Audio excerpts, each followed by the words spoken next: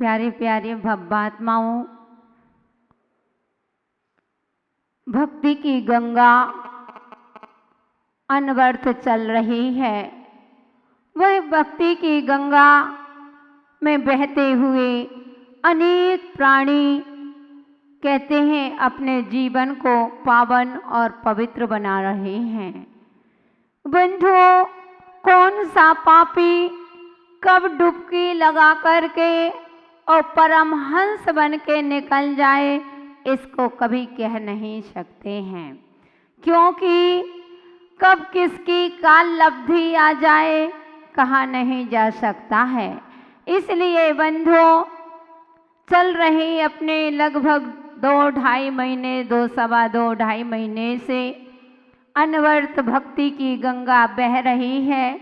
चाहे भक्तांबर स्तोत्र के माध्यम से हो, चाहे वह विधानों के माध्यम से हो, चाहे वह साधना शिविर के माध्यम से हो, और चाहे वह महाअर्चना के माध्यम से हो, वह अनवर्त चल रही है। तो उसमें चलते हुए बंधुओं, ये भक्तांबर स्तोत्र एक ऐसा स्तोत्र है जो हर किसी के जन जन का आस्था का केंद्र है।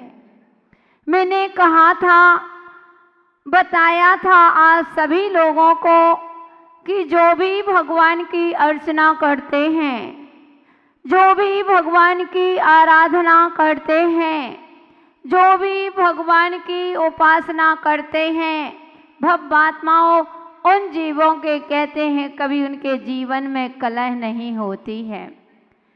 उस जीव के कभी भी दरिद्री नहीं आती है। उसके घर में कभी किसी भी प्रकार के यंत्र व्यंतर आदि परेशान नहीं करते हैं। कोई भी टोना टुटका आपके पास नहीं कर लगेगा। क्यों? क्योंकि आप भगवान की अर्चना कर रहे हैं, भगवान की भक्ति कर रहे हैं। और भगवान का जो भक्त होता है बंधु, वह कभी दुखी नहीं होता है, वह हमेशा सुखी ही होता है। तो उस सुख की खोज के लिए चल रही थी यहाँ भक्तांबर स्तोत्र, और आज उस भक्तांबर स्तोत्र का आज समापन। कहते हैं अर्जन के साथ विसर्जन जरूरी होता है। अगर कोई भी कार्य किया है उसका समापन तो होगा ही होगा। जो आया है उसको तो जाना ही होगा। हम नहीं अपने जाने की नहीं बोल रहे भाई। ये हंसने लगी कि माता जी अपने लिए, अभी कभी तो हमारा चतुर्मास ही पूरा नहीं हुआ। लेकिन हाँ, यह निश्चित है जो आया है उसको जाना होगा। तो बंधु, चल रहे अपन देखते हैं, समय भी अपना काफ़ी हो रहा है। आज भक्तांबर स्तोत्र मानतुंगिक के आचार्य के द्वारा रचित यह भक्तांबर, इसके माध्यम से हमने अपने जीवन में बहुत कुछ उपलब्धियां ली थी। भगवान की वाणी में क्या खेरा था वह हमने आप तक पहुंचाने का प्रयास किया था। शब्दों के माध्यम से, अनुभव के माध्यम से, और जो गुरु से सीखा था वह आप तक पहुंचाने का प्रयास किया था। और बंधुओं, आपने अपने पुरुषार्थ से और वह झांकियों के माध्यम से जीवित भक्तांबर के वह काव्यों की रचना आपने कल से और आज तक देख रहे हो। तो बंधु, इससे और ज़्यादा पुण्य का अर्जन। तो चलते हैं, आज उसका समापन कितने 46 हो गए थे ना, 46 हो गए थे। आज 47 और 48वां चलेगा। लेकिन यह नहीं कि भक्तांबर स्तोत्र समाप्त हो गया तो क्लासें खत्म, प्रवचन तो धारावाहिक चलेगा। लोग कह रहे थे, प्रदीप जी कह रहे थे गुरु माँ को थोड़ा सा भी रेस्ट लेने दो। मैंने कहा नहीं, कोई रेस्ट नहीं। साधुओं का ये मार्ग आराम का मार्ग नहीं, आराधना का मार्ग है। साधु को क्या आराम करना। ओ बंधुओं, खुशी इस बात की होती है कि कम से कम हमारे 1 घंटे यहाँ प्रवचन के माध्यम से इतने लोग आप धर्म ध्यान कर रहे हैं, तो इसमें हमको भी अच्छा लगता है। इसलिए क्लासें बंद नहीं होंगी, इसकी जगह दूसरी क्लास शुरू हो जाएगी।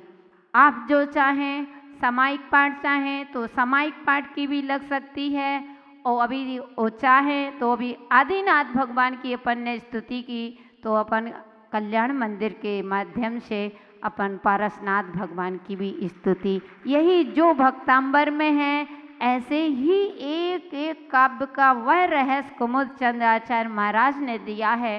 तो ये आप लोग पहले विचार कर लेना कि कौन सा विषय आपको पढ़ना है। समय जो कहो, समय सार, प्रवचन सार, नियम सार, ऋण सार, जो सार पढ़ना हो, बस सार यही है, सबसे बड़ा सार है जैन सम्यक दर्शन, कि अगर आस्था है तो सारे सार समझ में आएंगे, वो आस्था नहीं है तो कोई भी सार समझ में आने वाला नहीं है। तो आप लोग देखेंगे क्लास चलेगी 2 दिन बाद, अपनी 8 तारीख से सुबह की जो सुप्रभात स्तोत्र की क्लास चल रही है वह चलेगी, उसके बाद दूसरे विषय चलेगा। और आज मंगलवार है, रविवार है, मंगल बुध और बृहस्पति 3 दिन छोड़ करके शुक्रवार, शनिवार और रविवार को महिला सेमिनार संस्कार शिविर, यानी महिला का वास्तु शिविर 3 दिन का। तो शुक्रवार, शनिवार और रविवार को इसका इसी रविवार को इसका समापन होगा। 3 दिन वास्तु शिविर की क्लास लगेगी, उसमें ओनली महिलाएं, पुरुष वर्ग की उसमें कोई एंट्री नहीं है आपको। इसलिए हम तो दीपावली के बाद भी लगा सकते थे, लेकिन कुछ वास्तु की ऐसी क्लासें हैं, आपको सिर्फ आपका मैनेजमेंट, आपके घर को स्वर्ग बनाने की कला, कि आपको कौन सी वस्तु कहाँ रखी है, क्यों कलह हो रही है, क्यों बीमार पड़े हो, क्यों पैसा नहीं दिखता, आदि आदि घर की समस्या। तो कोई ना घर फुड़वाने की आवश्यकता है ना तोड़ने की आवश्यकता है, ओनली कि कैसे उठना, कैसे बैठना, कौन सा मैंने। तो इसलिए पहले बता देंगे तो दीपावली में सब अलग से तुम्हें नहीं करना पड़ेगा, ये सफाई का समय है ना, तुम्हारी हम बहुत ध्यान रखते, तुम हमारा ध्यान रखो या ना रखो, हम लोग पूरा ध्यान रखते, इसलिए दोहरी मेहनत करना पड़ेगी। और वैसे और समय मिलता नहीं है, भागना यहाँ है, तो इसलिए एक में सब। तो इसलिए ठीक है ना प्रदीप जी, 3 दिन शुक्रवार, शनिवार और रविवार को महिलाओं का 3 से 4 रहेगा। 3 दोपहर को 3 बजे से 4 बजे तक। इसके अलावा 2:45 तक तो हमारा मौन रहेगा, अनुशासन रहेगा, ऊपर क्लास चलेगी, यहाँ सब खुला है, यहाँ आना जाना रहेगा। 3:55 से 2:55 में गेट बंद हो जाएंगे, ताला बंद हो जाएगा। कितने भी वीआईपी हों, कितने भी बड़े से बड़े भक्त हों, हमारे लिए सब बराबर है। हमारे संग में अनुशासन चलता है, साधना शिविर के माध्यम से आपने देख चुके थे, ऐसे ही वास्तु शिविर में रहेगा। 2:55 में गेट बंद यानी बंद। तो इसलिए आप सभी से कहना है कि अपने इसकी तैयारी रखो, भक्तांबर कल्याण मंदिर के माध्यम से भी अपना, लेकिन धारावाहिक अपना प्रवचन जो चल रहा है वही चलेगा। तो चलते हैं, देखेंगे कैलाश मत्तद उपेंद्र मृगराज दवा न लाहे, संग्राम वारधि महोदर बंधनोत्थम, तस्यासु नाश मुपयाति भयम भीएव, यस्तावकम इस्तमिमं स्तवमिमं मतिमान धीते। मत्तदुपेन्द्रे मृगराज दवा न लाहि,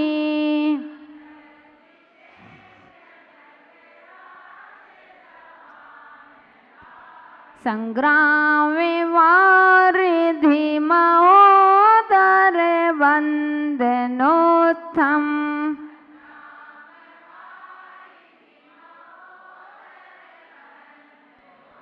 तस्य सुनासे मुप्याति भयं विएव।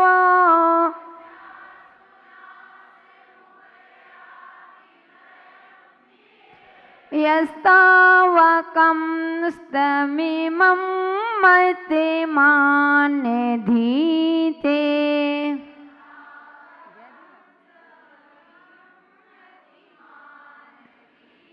अब एक साथ पढ़ेंगे। मत्तद्दुपेन्द्र मृगराज दवाना लाही, संग्राम वारधि महोदर वंदनोत्तम। तस्य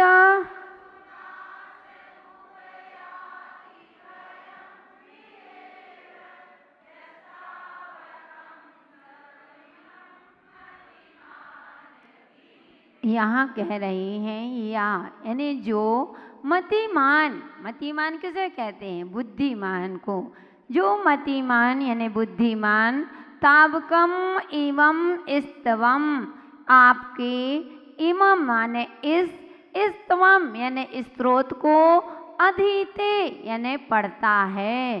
तस् मत्तद्दुपेन्द्र, तस् यानी उसका, मत यानी मत्तद्दुपेन्द्र, मत गजराज, मृगराज यानी सिंह, दावानल यानी दावाग्नि, अहि माने सांप, संग्राम यानी युद्ध, वारधि यानी समुद्र, महोदर यानी जलोदर, और बंधनोत्तम बेड़ी बंधन से उत्पन्न हुआ, भयम यानी भय, भिया यानी डर से, इ माने ही, अशु यानी शीघ्र, नाशम यानी नाश को, उपैति यानी प्राप्त होते हैं। आचार्य महाराज कह रहे हैं, हे प्रभु, दुनिया में जितने भी तरह के भय हों, कितने भय? 7 प्रकार के भय हैं।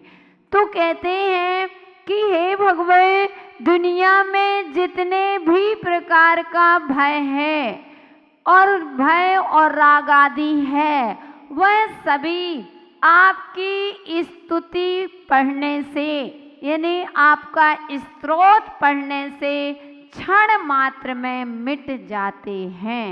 ये भक्तांबर स्तोत्र की महिमा है। आपकी स्तुति से न मिटे तो वह भय या रोग हो ही नहीं सकता है। कहते अगर भगवान आपकी भक्ति से वह भय नहीं गया, वह रोग नहीं गया, तो वह रोग हो ही नहीं सकता है। कैसा भी प्रकार का रोग हो, कैसी भी प्रकार की समस्या हो, कैसे भी प्रकार का भय है। कभी कभी देखो लोग कहते हैं स्वप्न में डर लगता है, बच्चे डर जाते हैं, एकदम आप भी चीखने लगते हो।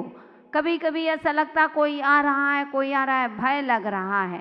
कैसा भी भय हो, अगर इस प्रकार से किसी को स्वप्न में डर लगता है, किसी को अंधेरे से डर लगता है, किसी को सर्प बिच्छू आदि से डर लगता है, कोई भी जंगल में अकेले निकलते हैं तो भय है कि कोई पकड़ ना ले, कहीं कुछ ना हो जाए, आदि आदि किसी भी प्रकार का अगर आपके जीवन में भय महसूस करते हैं, कभी आप बाहर जाते हैं, आप बिजनेस के माध्यम से जाते हैं अथवा किसी के लेन देन से जाते हैं, अब आपको लगता है कि कैसे पैसा देगा आदि आदि, तो बंधुओं अगर आपको भय है तो कहते हैं तुरंत इस काव्य का आप 1 बार 3 बार इसका पाठ कर लेंगे, आपका डर स्वतः ही चला जाएगा और आपकी समस्या का समाधान हो जाएगा। यह स्तुति करने का यही इसका उपाय है। चलते हैं मोक्ष लक्ष्मी प्रदाया। यह काव्य की यह काव्य पढ़ने से मोक्ष लक्ष्मी मिल सकती है, लौकिक लक्ष्मी की तो चिंता ही क्या है। जो लक्ष्मी जिसके लिए साधक इतनी साधना करते हैं, इतना त्याग करते हैं, इतनी तपस्या करते हैं और कहते हैं कि उनको तब कभी जाकर के मोक्ष की प्राप्ति होती है। हे भवात्माओं, कहते हैं आदिनाथ भगवान का स्तोत्र पढ़ो, आदिनाथ भगवान की भक्ति करो तो आपको भी मोक्ष, क्योंकि सच्चा सुख मोक्ष में ही है। ये तो लौकिक सुख है। आज तुमको यहाँ पर आप इसको सुख कहते हैं, लेकिन हम इसको सुखाभास कहते हैं। ये सच्चा सुख नहीं है। कोई पैसों से सुख मान रहा है, कोई महलों में सुख मान रहा है, कोई बच्चों में सुख मान रहा है। बंधु, ये सब आँख खुले का सपना है, सुखाभास है। आज आपको एक गर्मी का समय है, आपको पंखे, एसी, कूलर आदि, फ्रिज का पानी बहुत अच्छा लगता है और आप बैठे हैं, सुकून मना रहे हैं कि आनंद आ रहा है, बड़े सुख का जीवन व्यतीत कर रहे हैं। भवात्माओं, अगर यह सुख का कारण होता तो सर्दी में फिर पंखा चला के बैठना चाहिए। सर्दी आएगी, उसमें आपको एसी, कूलर, फ्रिज का कूल पानी पीना, अगर थोड़ा सा पंखा चला देंगे तो कहते अरे अरे बंद करो बंद करो, किसने चालू कर दिया? वो दुख का कारण क्यों बन गया? पहले सुख था, जिसको आप सुख किसे कहते हैं? जिसके आने के बाद जीवन में कभी दुख ना हो, उसको सुख कहते हैं। और ये सुख आज सुख है तो कल दुख है। कहते हैं सुख दुख में ही जीवन चलता है। एक पहलू के जीवन दो पहलू से चलता है, तो कभी सुख तो कभी दुख। इसलिए बंधु, सच्चा सुख भगवान की भक्ति में है।